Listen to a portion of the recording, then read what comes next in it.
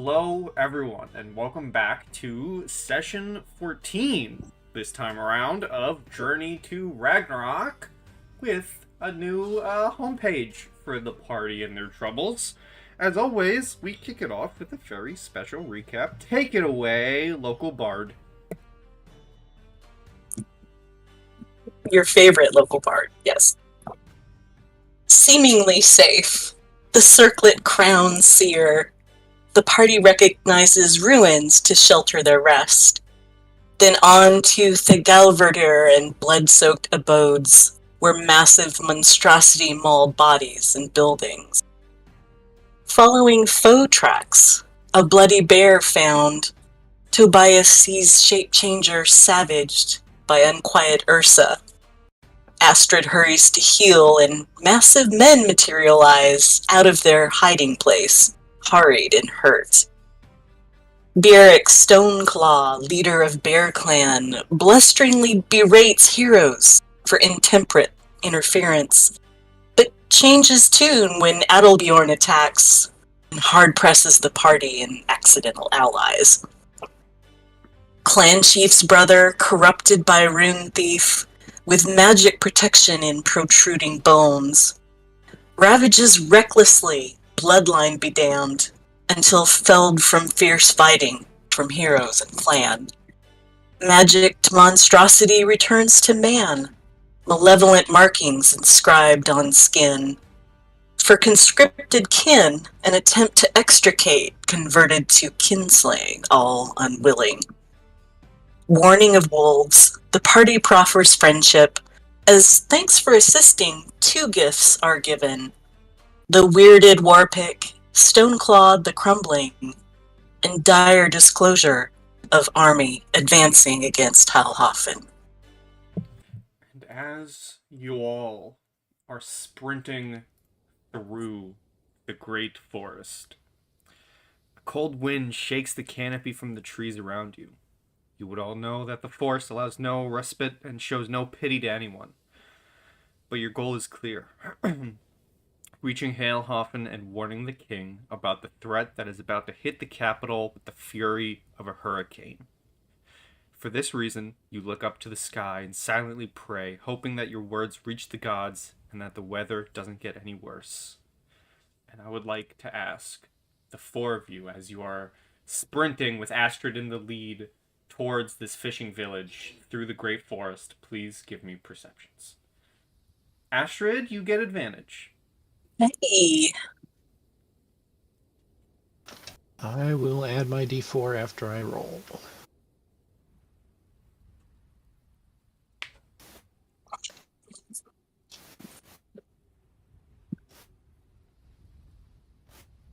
Okay. We're going to go in order of lowest to highest. Lowest, stormy, you're just running. You're just dead on. You don't... nothing catches your eye.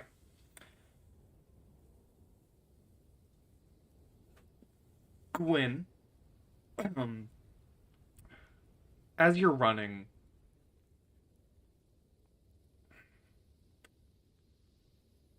similar to the faces in the trees you've seen previously, when you were being haunted by the soldiers of old, you're running through the great forest, and for a split second, you spy a similar fixture in one of the trees. However, this time, it doesn't scare you. It's not there to terrify you and drag you to your demise. Rather, instead of a singular face, you see a full figure. A full figure, almost stuck, living, watching within this large tree, just watching you run.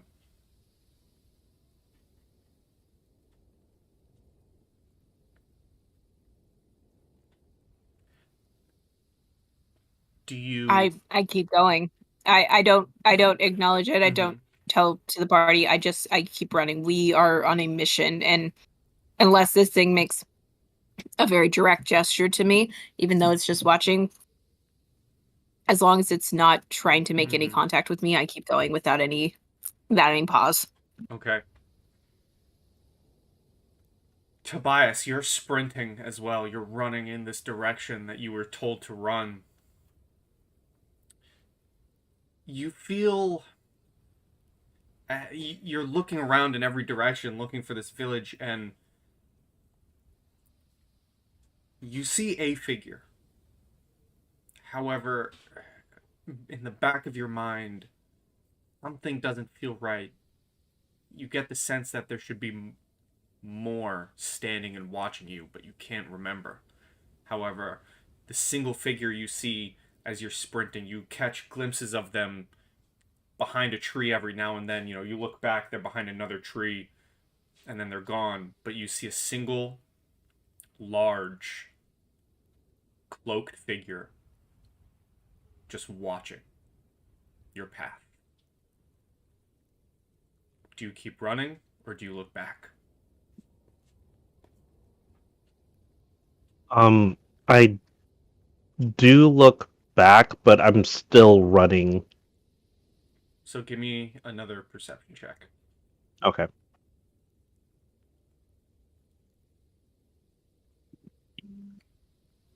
As you look back at this figure watching you, they weren't in the previous position they were in, as I described. They appear behind another tree. However, as they're watching you, for the split second that you turn back, you swear that you see two ravens land on each of your shoulders. And then the figure is gone.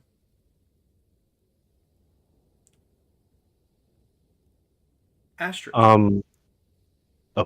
Unless there's anything more. Oh, I was just gonna RP something. As we're running, I'm gonna kind of pray loudly.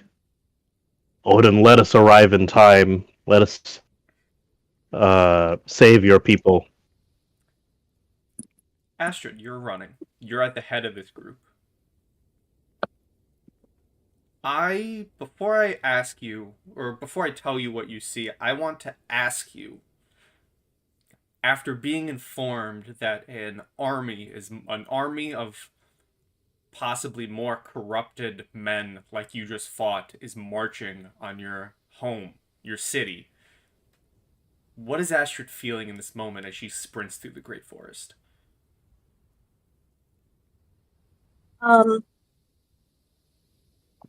She's panicking. She's probably more scared of this than anything that they have seen so far. Because it's a very deep loyalty to her people, to her home, and that's what she's discovering, is that this feels like the worst thing that could possibly happen. And as you're So she's got a lot of adrenaline. As you're thinking right this and you're running, all this adrenaline pumping through you, and this is a callback to every other time I've asked you to make perception checks, you finally see it. You see a similar cloaked figure to one that Tobias has been talking about. And as you turn and look through the trees, you see it slowly raise one arm and point out one finger in the direction that you're heading. And I want to ask you, just like Tobias, just like Gwyn, do you keep going forward, or do you look back to see if they're still there? Oh, man.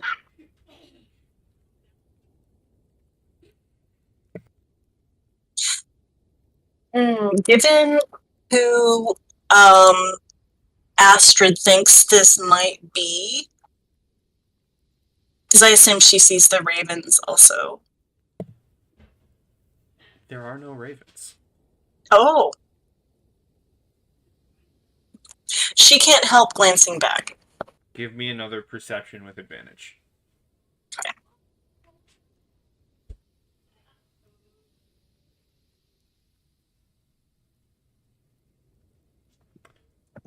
You glance back. They're still standing exactly where they were before, however far away. They are pretty far away from you. And they're still pointing. You don't see ravens landing on their shoulders. You don't see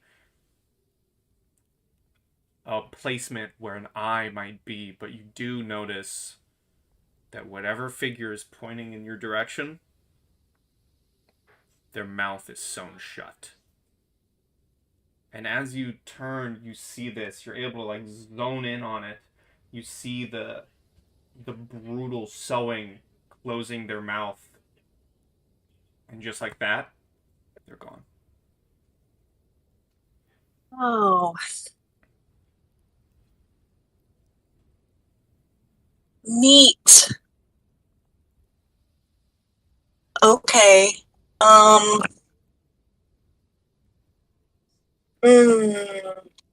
So, oh dear. Astrid has this moment where she just wants to keep running full out, but she recognizes who that might be, so she just skids to a halt in the snow and says, "Stop. Stop. Stop. Stop."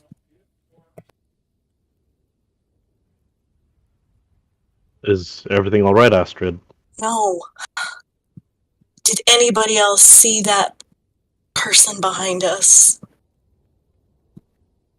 I did see somebody, but I didn't think we had time to address them. Same. We don't, but I think it was Loki pointing the way that we're going. What does that mean? Do we keep going this way? What do we do? I think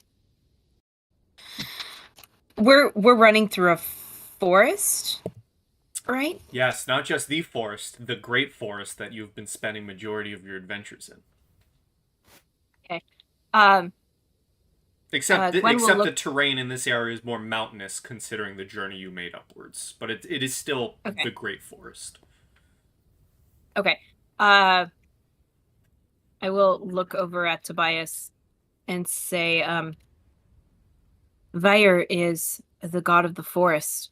I wonder if we offer a prayer up to him, he could provide us with some guidance to get out of here quickly and efficiently. What do you think? It's possible. I don't have any spells that could help divine the way, but I do have one that could help us determine whether or not this stranger that Astrid saw is either guiding us to salvation or ruin. Please do it. Is there any way I can help?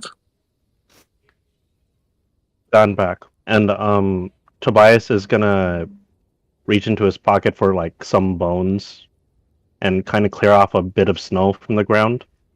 And he's gonna cast. Let me find it. That thing. Let me hold on. Yeah, let me we all cast it. know I'm gonna that cast thing. you. I'm gonna cast augury.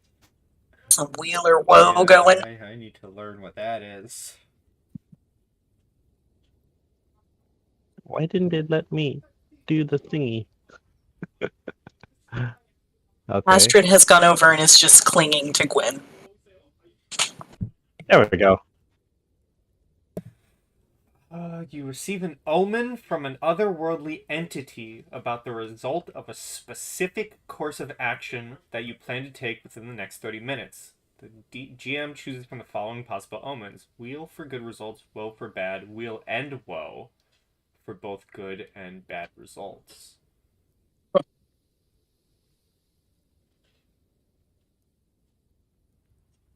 Okay. So I guess I just tell you which one I pick. I'm gonna whisper it to you in roll 20. Very well. That is what I'm gonna do. While Tobias is working on that, I'm going to kind of peel Astrid off me and hold her out. putting both my hands on her shoulders and says, Astrid, I do think that fire is our best option. Do you have any piece of leather on you at all that we could offer as tribute to the god of the forest? Of course. And Astrid takes out her own knife and just cuts a huge chunk off the bottom of her coat. Wonderful. I will lead Astrid to an area away from Tobias while he is performing his ritual, and I will clear off a spot of snow and lay the piece of leather down and offer a small ceremonial plea to the god of the forest to guide us through our journey in the forest to hopefully prevent the incoming onslaught to her people. Give me a religion check with advantage. Okay.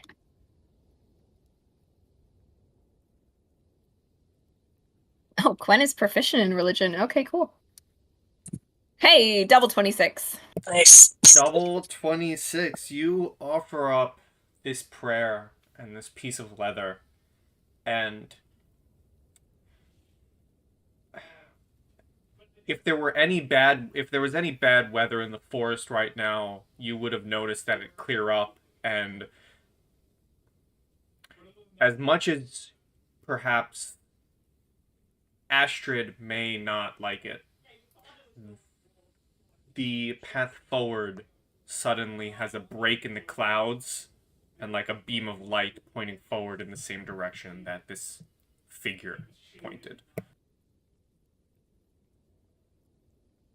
Well, if that doesn't confirm my reading, I don't know what does, but according to the bones, that stranger seems to be leading us in the right direction. However, there may be trouble along the way.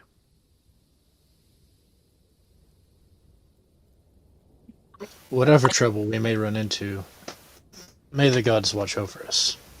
Yes. Fire is the god of the forest, as a god of silence, but also the god of revenge. So, while we do have assistance at this point, I think it's fair that the reading Tobias had shows vengeance may be afoot, and we need to prepare for that as well. Let us make haste then. I didn't want to stop, but I had to know. I had to know. Let's keep going. We have to get back home.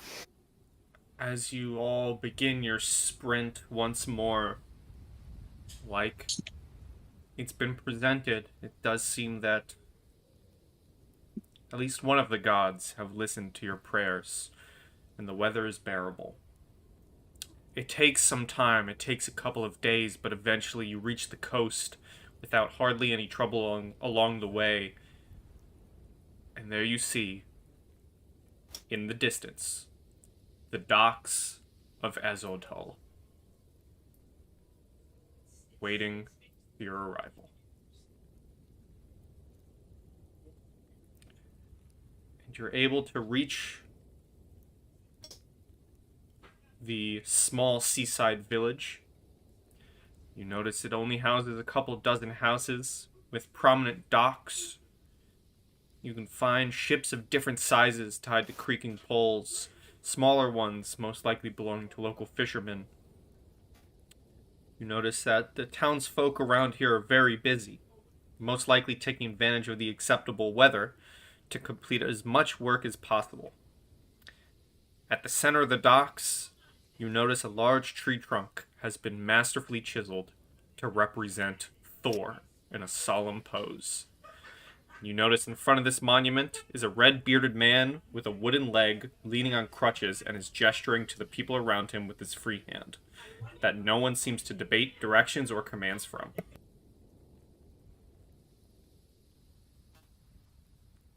head straight for him.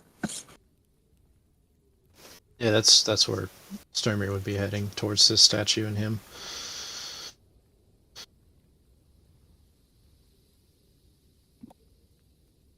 Okay. All right. You begin walking to the docks, and you see as I said, red-bearded man, wooden leg. He's leaning on a crutch. He's ordering people around. You're able to get to him, but there's somewhat of a crowd around him still. What would you all like to do? Barrel through. That's Astrid's mode. I mean, she's just gonna be going. Excuse me, sorry, excuse me. This is an emergency. I gotta talk to your leader. Excuse me, but throwing some elbows if she has to. Mm-hmm. This is Karen getting to the front of the line at Starbucks, just not as impolite. Mm-hmm. And you're able to do so. I mean, some people seem taken aback at what you're doing, but you're able to, squeeze your way and push your way to the front as the man is standing there looking at you with a curious look.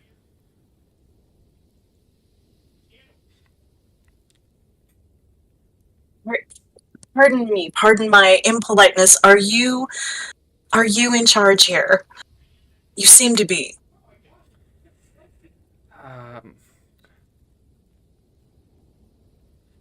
I wouldn't say I'm in charge. That would be the Jarl, but in his old age, I have become somewhat of a leader of this community, yes. So she gives him a nod of respect, and then says, I am Astrid, Asbjorn's daughter. I bring grave tidings, and we need to buy a ship. It's a matter of utmost urgency. Give me a persuasion check with advantage for just name-dropping yourself, essentially. Oh, heck yeah.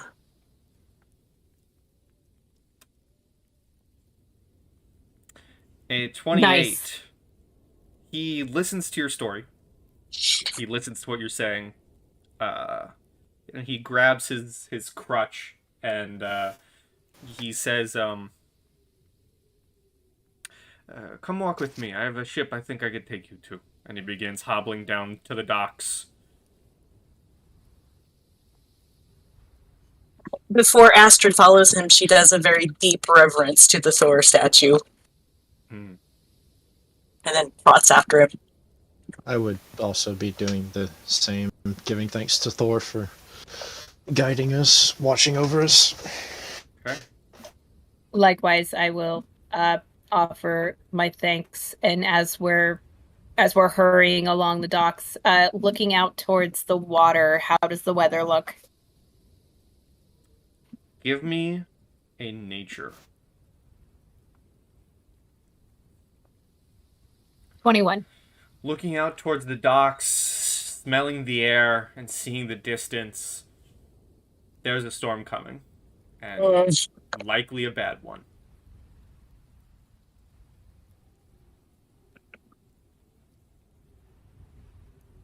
Oh, man. Exciting. Exciting indeed. But eventually... yeah. Mm-hmm. As we're running, I will say a small prayer to Njord for if weather cannot be perfect, if weather could be manageable. So I'm not asking for everything, but asking for some help. And I don't have the knowledge of what item would be presented to Njord as tidings. So until I figure what that out, I will not RP it. So it's just a prayer, a strong acknowledgement to the god of sea, wind, fish, and wealth. Okay, so I will then I'll still let you do a religion check. I'm gonna say disadvantage.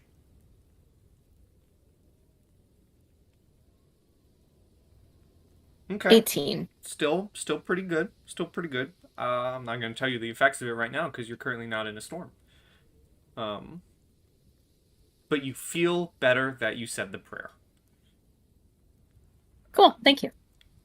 Eventually, this man leads you down to the docks to what you see is a large and well-equipped looking ship. Across the side of it is painted in runic lettering to spell out the name Seahawk. And you see this red-bearded man walk up. You see him begin talking to a figure. This figure looks back at all of you, and then this man walks back and he says, let me find the name. Captain Tyher has agreed to let you all aboard his ship at no cost, just that you all depart once you reach the capital city. We can't possibly let this be without cost. You may be saving the king and my entire city, my entire clan. I'm so sorry. What is your name?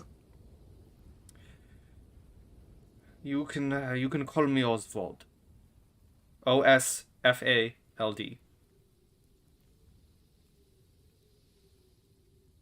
Oswald, I will be sure to remember you in my prayers and when speaking to my father. She's going to press some money on him. How much? I would like to give 50 gold to him and 50 to the captain. The comparison of the two accepting the gold is very different. The Oswald takes the gold. You see a look of, like, I'm not going to say no to this, but I feel bad for taking it in his face.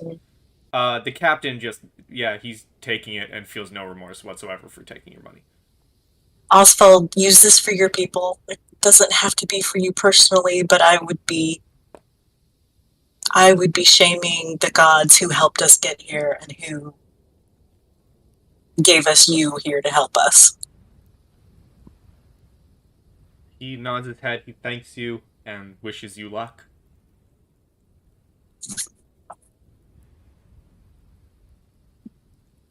Do you all board the Seahawk?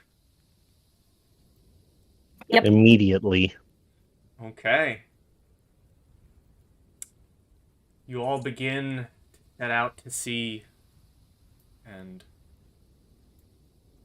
because you know what? No, I'm not gonna move you all yet, because I have to set some stuff around. So hold, please hold. Actually, you know what? I am gonna move you all, because this map may be used. So I'm gonna move you all here. If you could all place your tokens on the ship. I know the ship's probably not a Viking ship, but it's the only ship token I had. But if you could please place yourselves where you might, be on this ship. The ship does have various other crew members, as noted by the crew member tokens. Who would have guessed, right? Mm-hmm. Who would have thunk that a ship would have crew?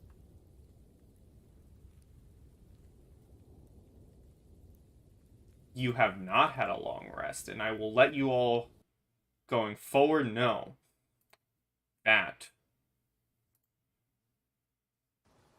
even with your prayer, you will be in stormy weather. Due to the conditions of the storm, you are unable to take long rests. You're still able to sleep. Your characters still have to sleep, but you will be unable to gain the effects of a long rest and only short rests. Did I pause the music? No, the music is playing. That's not the music I want at all.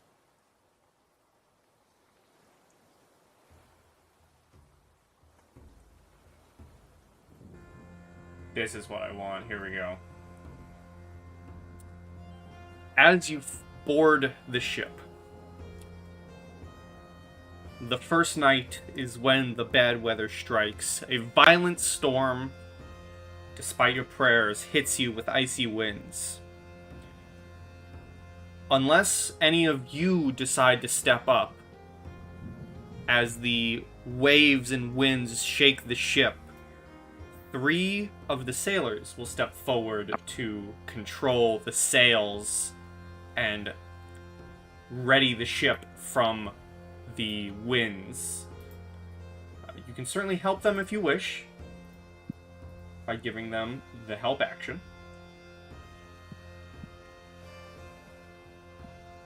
Yeah, I'd like to help. Unless there's Same a here. specific role that is either perception or acrobatics. Nope. Okay, yeah, I'm gonna just assist one. Okay. I will also offer the help action because I'm pretty sure whatever they would need, I would not be able to assist with physically. Okay. So here come. Astrid is helping by staying out of the way. Yes. Fair. And she is just praying frantically. Okay. Okay. So, the crew begins sprinting around the ship, holding down the sails from the bustling winds and the heavy waves of the voyage, as nothing happens. They manage to succeed. They manage to hold down the ropes and everything against the winds, and the first night comes and goes. The second day comes and goes as well. However, the strong winds do feel like they're going to threaten to rip apart the sails, but everything holds up. So at this point, all of you are able to gain a short rest, or 2 even, if you wish, if a short rest gives you anything back. Yes, thank you. Such as lost HP. I know some of you took some hits.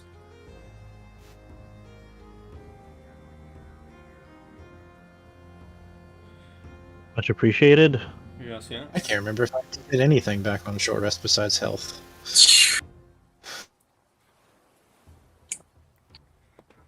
And as you're all healing, the third day comes as you pass by the coastal city of Herd. Just like the map portrays, the ship enters an area of the sea that is covered in huge ice sheets that force the captain to slow down.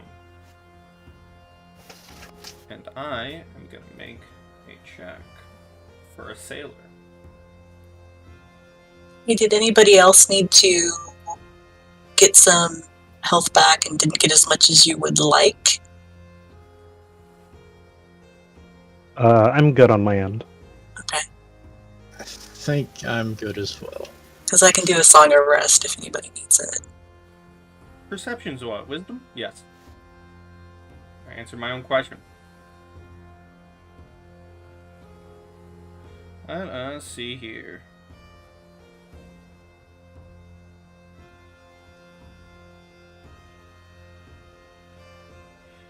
Oh, I need to read this.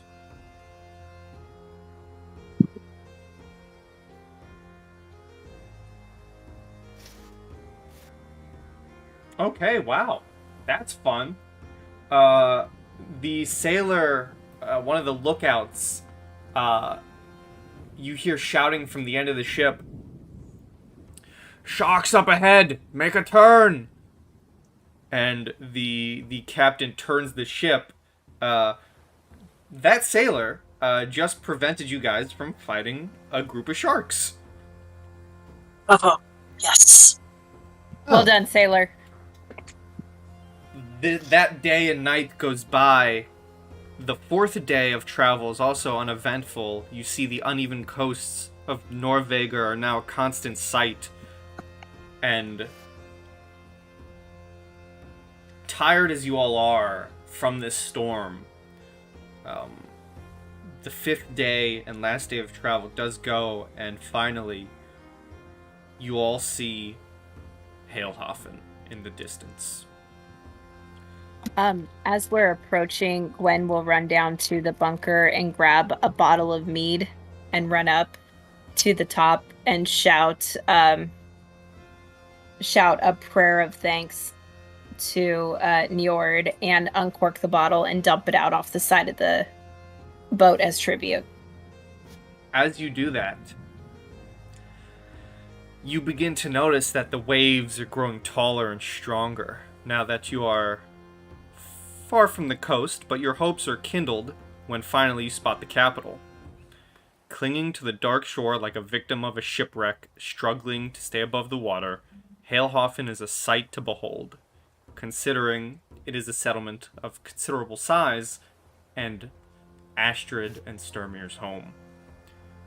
You see several houses and building in solid wood with thick hay roofs covered in snow are huddled around the docks where about 10 ships are docked.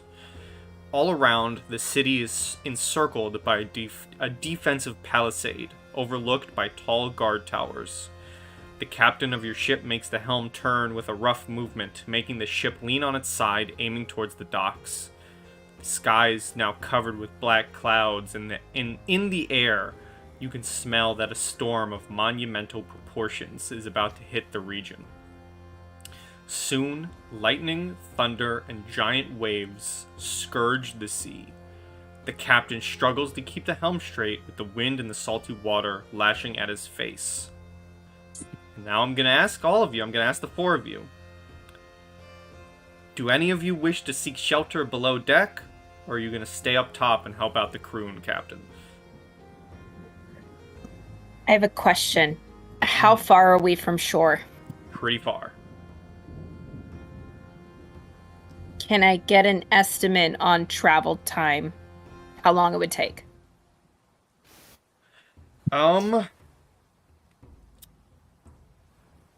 is hard to do. Is it longer than 20 minutes? Likely, yes. You Okay. can see the city, but you're still far away from it. Especially with this newfound storm. So again, any of you staying up top to help, or are you going down below?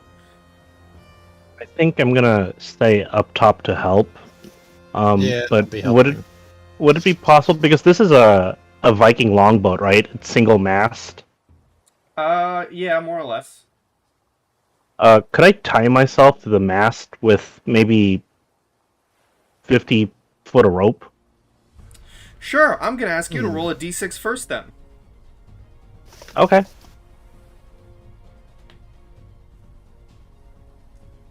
And while you're rolling that d6, I'm gonna pass the question to everyone else. Who's staying up? Anyone going down? I think I'm gonna stay up and secure myself as well. Since this is a Viking ship, it's probably got the big carved masthead out in front, right? Mm-hmm.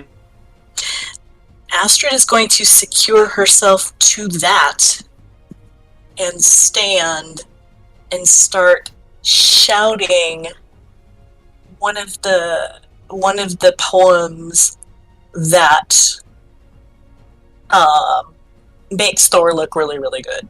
So like one of the old very famous stories of like one of his most impressive deeds.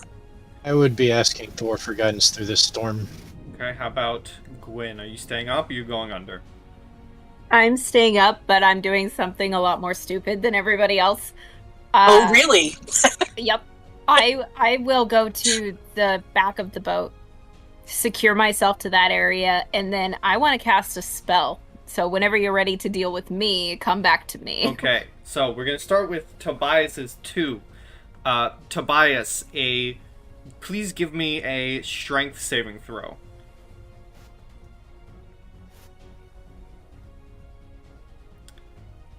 $14. You are, and there's a reason I didn't give you advantage for being tied up, because everything's happening so suddenly. Okay. You're running to tie yourself up. Sturmir's running to tie himself up. Astrid's running to the front to do the same. As you begin tying yourself up, an abrupt turn from the captain. To answer that question, no, the storm made long resting impossible. Just checking. A sudden turn from the captain, your hands on the rope let loose, and you go slamming into the side of the ship, and you're gonna take 5 bludgeoning damage as you slam into the side of the ship. Next up, Sturmir, roll me a d6. E6. That sucks. Okay, give me a dexterity saving throw.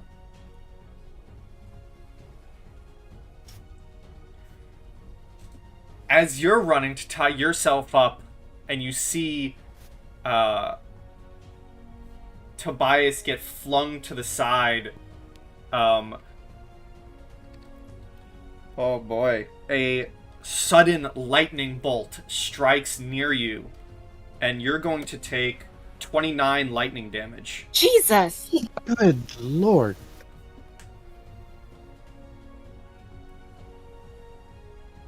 Astrid, roll me a d6. Cool.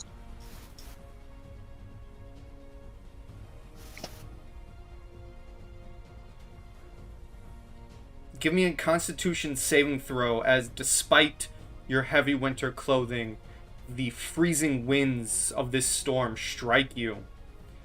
Congratulations, because you are standing there defiant in the front of the ship, and I'm going to move you there. Okay. You're Sorry. standing defiantly in the front of the ship, shouting this poem, and you fight through the freezing winds, and you do not gain a level of exhaustion. And finally, it's Gwyn. What are you trying to cast? Okay. You have to go with me on this, Pike, because it's a wild one. So I want to cast my 3rd level spell, Wall of Water. Okay. And what I want to do is I want to build essentially like a ramp for the ship, and take the back of the ship's highest point up to the 30 feet in the air, and have a wall that goes down like a ramp to basically propel the ship forward. Okay, yeah, you can do that, and I will give the ship a bonus to its docking into Heil Hofn. Yeah, no shit. I can do this twice. The concentration lasts for 10 minutes, but what it doesn't say in the spell is if I can move the wall. So I'm assuming that it's just like essentially making the water come up.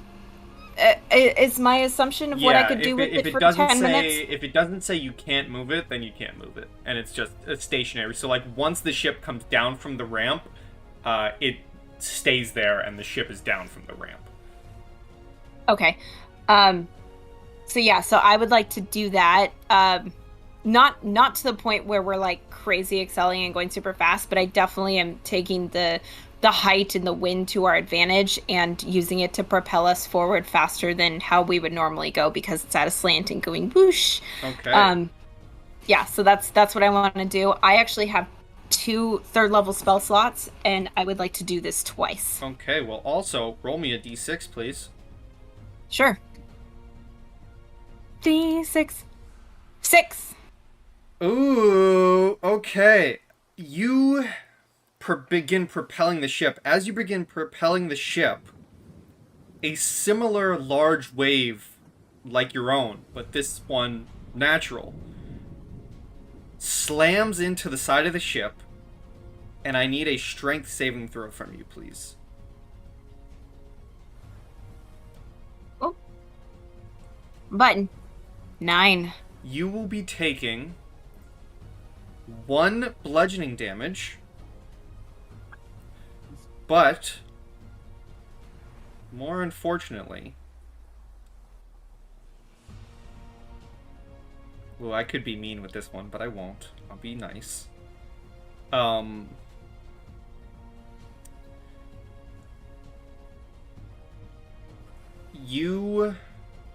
The force of this wave,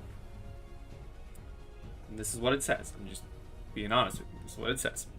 The force of this wave causes the character to lose an item, decided by the GM.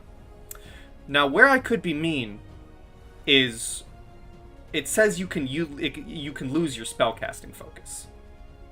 And things like that. I will not be mean on that front. However, you will lose your calligrapher's supplies in the waves. No! My beautiful writing stuff! And now, finally, Captain Tyher will make a check to steer the ship into Heil Hofn.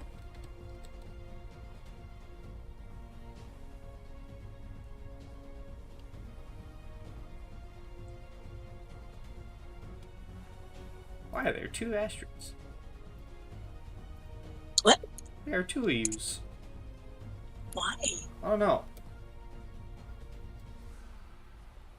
Oh, maybe it's one that you Yeah, let me put out, remove and this then old I one. actually managed to Can do you it right control this both time. of them? Can you control one of them? Be funny. I'll remove the one at the front of the ship. But that's where I am. I can control both, yes. Okay, then I'm gonna get rid of the one back here. Nobody wants two Astrids? Fine. Nope, nope.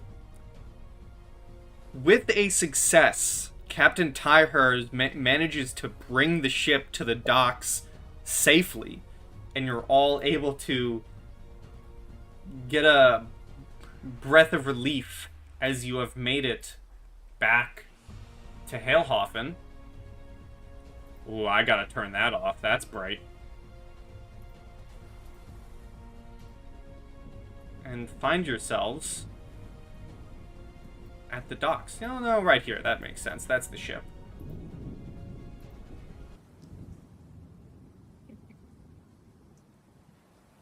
Astrid takes off sprinting.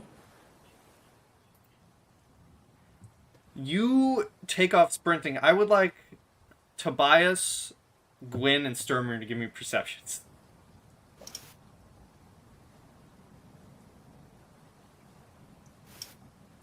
And a D. You guys see her take off sprinting, and you see like a pair of guards moving in to like intercept this sudden arrival, and like she just absolutely blows past them, and the guards are standing there like, what do we do? What just happened? I will be going right behind Astrid. So I see them thinking this, right? I'm just gonna yell at them. Yeah, so what I'm picturing As a princess, happens, don't do anything. due to the speed at which Astrid sprints forward, basically like leaving you all in the dust. All of you are still standing on the ship. And you see Astrid absolutely blow past these guards. And then you all are watching these guards standing there in confusion, still on the ship.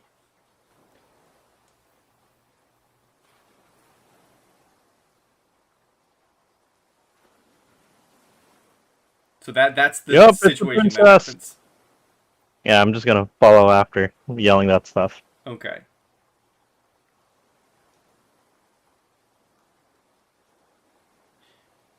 You are all able to make it to the building. You know, once things have not calmed down, but Astrid, you are able to make it to, you know, your father's longhouse and the capital point of the city. Where I'm screaming for my father. yeah, you burst in and you see your father, King Asbjorn, sitting on his wooden throne. It is a masterfully engraved with typical Norse knotwork. And you would see him like immediately jump upwards at the sudden arrival. You would see his Royal Guard. Yeah, what's the actual name for them? Royal Guard. There's a name for them. Stand up with their weapons at the ready at this sudden intrusion. You would also see next to him his wife sitting in a similar throne. But this one embellished with golden details. Honor Guard, that's what they're called. You see the Honor Guard ready their weapons, but once he lays his eyes on you, King Asbjorn lowers his hand and all the guards go back to position as you have the floor, essentially. I come in, not directly behind, but shortly after. I was gonna say, you are... Yeah. You would definitely... I don't even think shortly after. You would maybe be like 5 minutes behind Astrid running through this giant city. She sprinted. So, I just basically fling myself to the ground. I'm just so relieved that we made it first and that my father is alive and that, the city isn't burning. And I just grab him kind of around the knees and just sobbing and out of breath, and just choke out, Father, we're about to be under siege.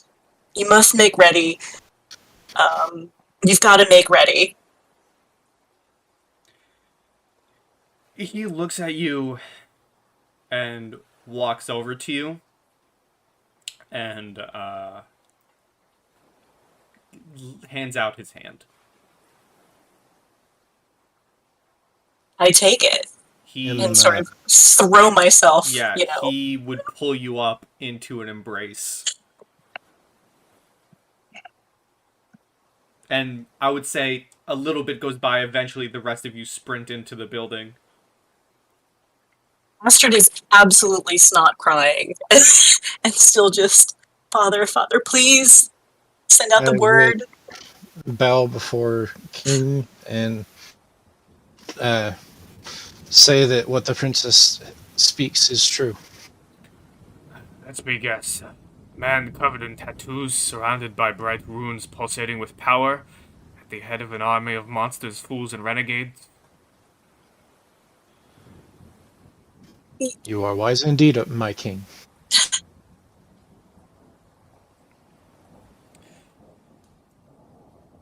He's still holding you, Astrid, and he says, if there's a look of confusion in your face, Absolutely. He would say, I've been receiving reports of this man from all the villages and the settlements in the area.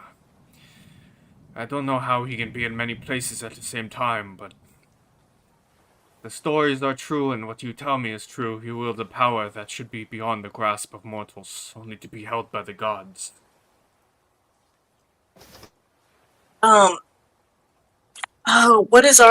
I'm so sorry, what is our seer's name that sent us? Thorgest? Thorgest, yeah. Let me glance around for Thorgest. Give me a perception. Okay.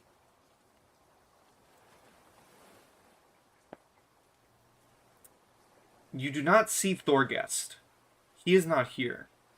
Okay. However, you do see a couple familiar sights. Standing in attendance, essentially, as if they were listening to the king previously before you suddenly barged in. Like perhaps this was a war council of sorts. The first two sights are very familiar to you. That being the armored figures of Eirik and Kjall Erikson. The Buddies. second group of people are also familiar to you, but ones that you are taken aback to see within your father's great hall. Those being the trio of wolves. Oh, okay. Berfin, Kennarl, and Oleg Greytail are in the court of King Asbjorn. Oh dang, that's huge. Yeah, that's actually big. Yeah. But you do not see Thorgest, no. Okay. So, And Father... I'm just gonna give you one quick thing. Okay. With that 15, the twins are absolutely excited to see you. Oh. Like, they have a look on their face so of cute. happiness, but you also see the look in their face of, we can't interrupt this moment, otherwise the king will likely cut our heads off. Yes. Later, boys. So, Astrid says, Father, please send for Thorgest. We need his counsel. We need to tell him what we found out. This man coming towards us is a rune thief, and we've got to figure out what to do. Of course, I don't doubt our might, but as you say, this is power beyond what we are used to dealing with. You say this to him, and he looks at you, and he responds with, "It would be likely impossible to reach out. It is a miracle you made it back home. This army surrounds us on all sides. What little allies we could call upon we have, but there is not much left but prepare the population to..." And he kind of gets this, like, sudden drop in tone, almost a disappointed drop in tone when he says, "There's not much left but prepare the population to sail away when the assault begins." What? Isn't there any way that people could sneak out and raise the clans, go call the banners? Can't we? Surely there's something. As you say this, all of your attentions are brought from a dark corridor behind some of the honor guards, as bursting from a door is an older man, short hair, white beard, wearing a long white tunic with red and yellow accents. Hanging from his neck is a large and heavy brass chain with a wooden pendant shaped like a flame. "Your Highness, dire news!" As King Asbjorn turns to look. "What's wrong now, Father Ekjar? I had hoped at least the only flame could be our light in these times of darkness. I hoped that at least you would bring some good news." As the queen, still sitting in her chair, smiles. "The only flame burns brighter when we need it, and lights the way so that we have a clear sight of our goals and our foes. My king, do not doubt." And you would hear your Father Ekjar saying, "Oh, wise words, my queen," as he turns his attention towards the king and says, "The shipyard not far away from here. It's being attacked this very moment. I just received a communication from our brother Podi, who sent a magical message to the sacred hearth at the temple." You would feel, Astrid, your father suddenly let go of you and turn in like a rage as he says, "1,000 curses! If they destroy our ships, we won't be able to save the people of Heil Hofn. Our plan will be ruined." As the queen says, "My king, do not get angry. Can't we send some soldiers? We could repel the attackers before they do any damage." And then the king shakes his head and says, "There are no more soldiers. They are all spread throughout the villages to defend them. I have but a few honor guards and a bunch of recruits here in town. We are already neglecting our own safety." And you would see him ponder for a moment, and he turns around, and you immediately recognize, Astrid, a sad look in his eyes, as you can only imagine. You can guess what he's about to ask you to do, essentially.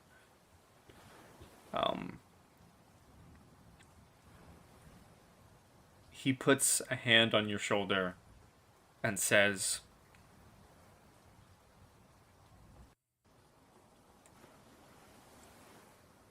"I despise myself for having to ask you this, to put my own daughter in greater danger than already. But it is with the love of a king for his people that I must ask you and beg you, my own daughter, to risk your lives for the city and go secure the shipyards." My king, we will do whatever we need to repel these attackers. What Sturmer says is true, Father. I answer not as your daughter, but as one who works for the people. But I will tell you, Father, find me Thorgest, and we go to do this in the name of the old gods, not in the name of the flame. And she just glares at the queen. Give me an intimidation with advantage. Ooh! Oh, yes, do it.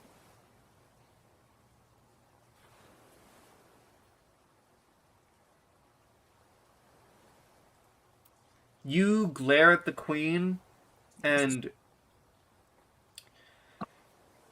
it's not so that she is intimidated. It's more so she's taken aback by it and just returns a sour look at you. One that you've likely seen many a time. Oh, massive hair flip.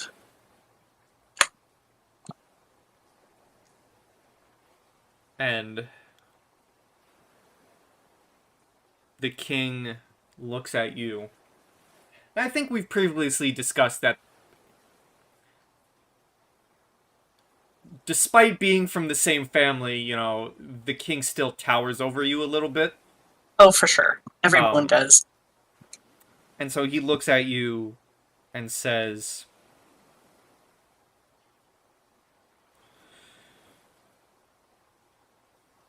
I thank you for your actions. There's not much I can offer you and your group, but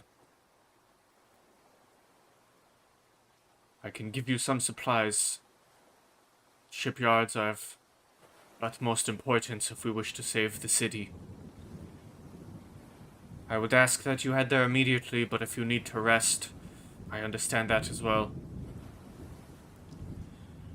I will tell my men to begin some preparations for your journey. How far away are the shipyards, Pi? The shipyards.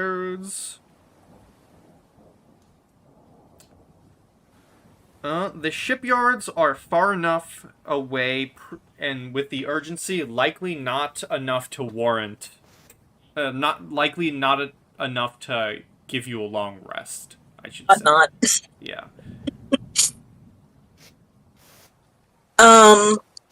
I just need to get my health back. That lightning. Yeah, I was just gonna say, I think, Astrid just takes a moment and looks around at, kind of these people who are unexpected and just sort of the hall in general and says, who's with us? Just very calmly but firmly.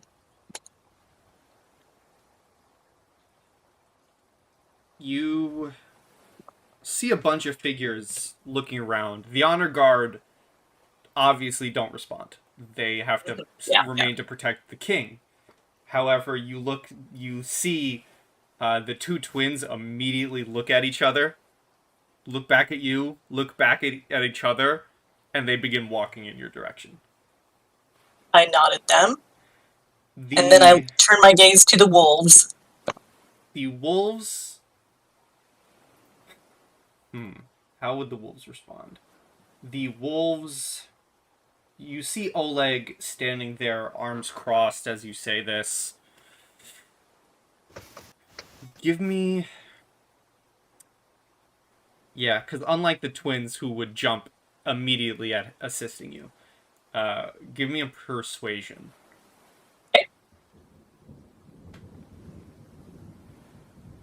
Wow! Wow! Way dead. Holy shit. Just looks over at them and they just walk over. They show me their bellies. That's insane. That is a 30! Oh. Someone put that in the chat. That needs to be Oh, documented. hi. Yeah. Oh my god. Well, think of it this way. I completely effaced myself to these wolves to make sure they didn't get killed. And they know that. They know that. You... Alpha female, hi. You look at the wolves. You look at Oleg, who has his arms crossed. and you see him talking to both of his archers. You see him whispering to both archers. And he nudges for both archers to join you. All right. When the archers approach, one of the archers, Kennarl, says, I guess we're going with you. Oleg is going to remain to bolster the traps around the city. I think Astrid will nod to both of them and then just stride right over to Oleg and offer him, her arm for forearm, whatever. Whatever those are called. Predator handshake. Mm-hmm. He accepts it, and he pulls you in, and he says, I admire your strength, Odin's Eye, but know that I still dislike you and your kin, which is why I'm not coming with you. However, I'd rather work with you and see that our homes stay standing than see it all burn to the ground by disgusting magics. And then he lets go. I just say back, your dislike of me and mine is honest and straightforward, and I honor you for it. And still thank you for your help.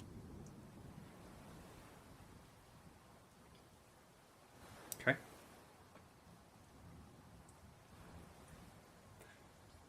This would be the point where as I said in our group chat, I do not have some maps prepared, so this would be the point where I would say, as you prepare for your journey, we would fade to black. I apologize for it being a short session. I genuinely did not realize we would get to Heil Hofn today. We're just that good. And to be fair, it's also a makeup session for not playing yesterday. So, this would also be the part where I would allow the, you kind of skip the sharks. I'm shocked that sailor rolled good enough to skip the sharks. This would be the point where I would allow the third figure to walk into the room. However, they just said be right back. So unfortunately I can't do that right now. I can't have a Marvel introduction. So instead, I will ask you all, you have your allies. How do you begin preparing? The king will offer you a couple of things for your journey. He doesn't have much, but he can offer you some. He offers you 1 dose of oil of sharpness. He'll give each of you access to horses. He also gives an additional 500 gold and a potion of reinvigoration, which removes all levels of exhaustion and heals 2d4 damage. Well, as you have returned, as the king is exiting this back room with supplies and telling you of all the horses waiting in the stables, well, okay, never mind.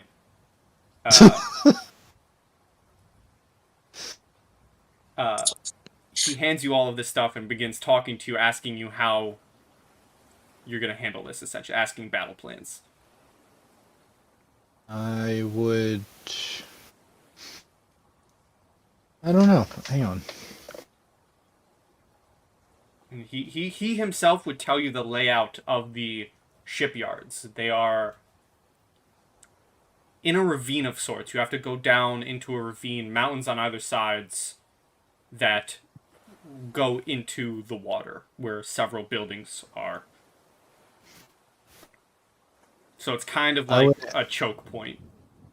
Yeah, I was going to ask if there would be any weaknesses we could exploit.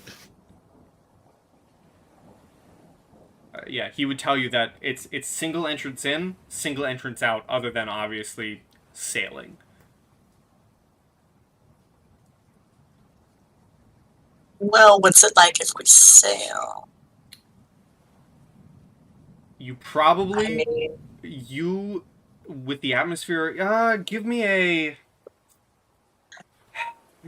a perception. okay. Wow. I'm on fire today. With the atmosphere, damn. with the atmosphere of the city and how it is, Mm, you are unlikely to, even being the daughter of the king, unlikely to get an authorized ship to leave. You are lucky that you were the last boat in, essentially. that's fair. Given That's the fair. storm that Thor is putting out, I don't think sailing's our best option anyway. Yeah. Yeah. That's fair. I guess we will have to hold this choke point. It may be our greatest advantage.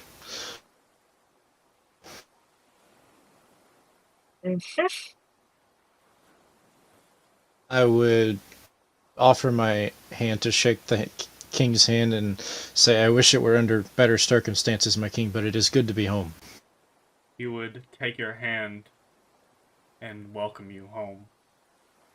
He would have essentially immediately recognize you. He remembers his old war master. He remembers the kid. But very belatedly, Astrid goes, "Oh, father, we found Surmir." I offer you my services, my king. Okay. That's like after you said something to him in the first place, so it's completely A little late, princess. unnecessary. Yeah, just a little. Just a little. Just give her a sort of a playful nudge. Little late, princess. Sorry.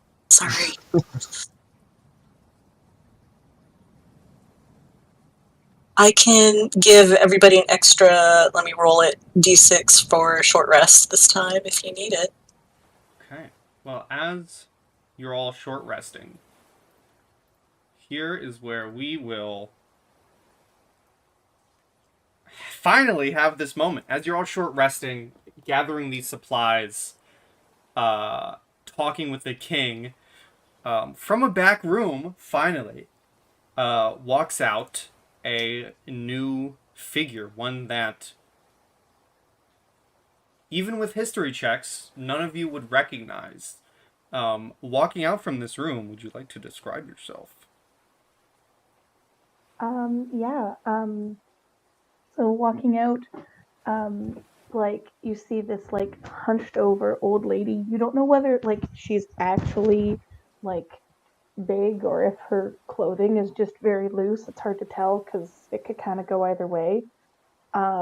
Just like very much old lady, but also very surprisingly buff. Like you can see her arm at her bicep is like bulging through her shirt, but her arm at her wrist is like half the size of her shirt. It's very strange.